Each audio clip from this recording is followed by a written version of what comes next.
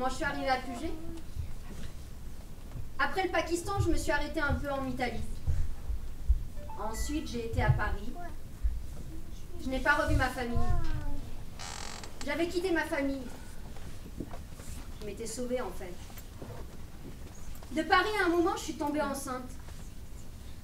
En fait, ça marchait pas avec le type. Alors je me suis dit, je vais aller à Nice en stop. Et puis j'ai perdu les petits, c'était des jumeaux. Et je suis restée 10 ans à Nice.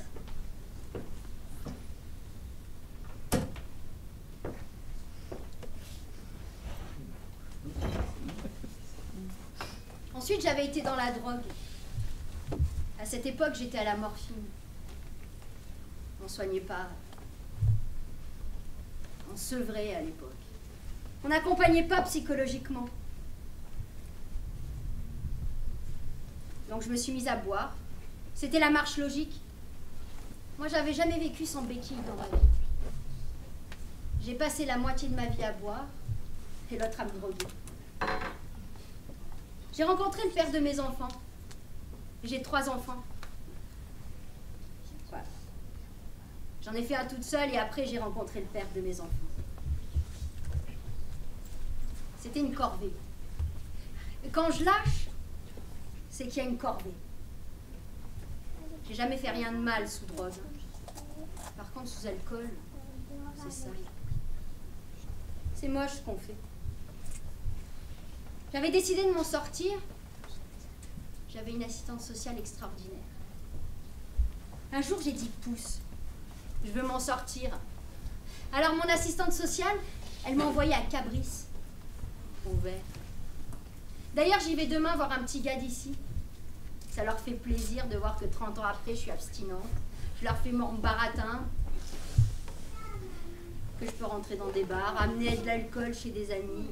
Et que tout va bien. L'assistante sociale, je lui dis qu'est-ce que je vais faire de mes gosses? Vous n'êtes pas quelqu'un d'ordinaire, alors je vais vous trouver une famille pas ordinaire. Et elle m'a trouvé une communauté à Soz.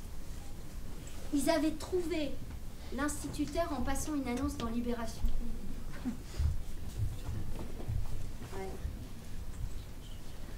J'allais les voir en stop tous les mardis. Un jour, en m'arrêtant à Puget, je croise un type.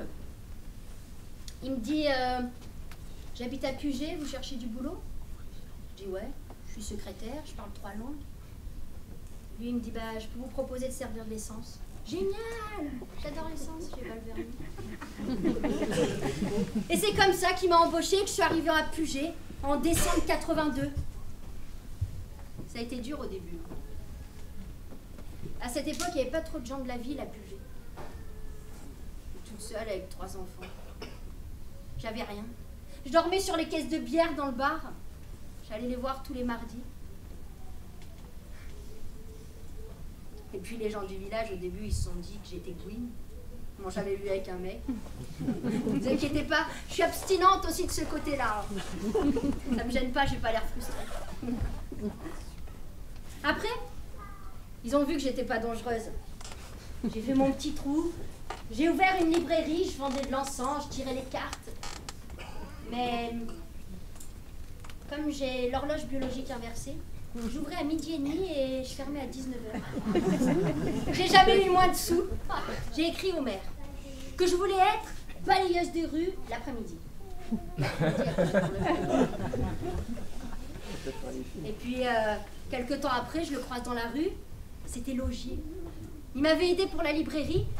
Il avait un poème d'Éluard dans son bureau, ce mec-là. Vous avez reçu ma lettre, monsieur le maire? Qu'est-ce que vous voulez faire? Syndicat d'initiative? Et c'était parti. J'ai travaillé au syndicat d'initiative. Et puis j'ai été au CIVOM, qui est maintenant la communauté de communes. Puis j'ai passé le concours d'agent administratif, puis le concours d'adjoint territorial. Je l'ai eu. Et j'ai fini rédacteur principal à la communauté de communes. Je me suis arrêtée en 2010. Ils m'ont fait 2000 € de cadeaux. J'ai fini notable. J'ai rencontré pas mal de gens ici qui m'ont tendu la main. J'aime bien ce compromis à Puget. On est ravitaillé au corbeau, mais il y a l'essentiel. suis respectée parce que je suis honnête. Je suis un peu le canard enchaîné de Puget-Théniers.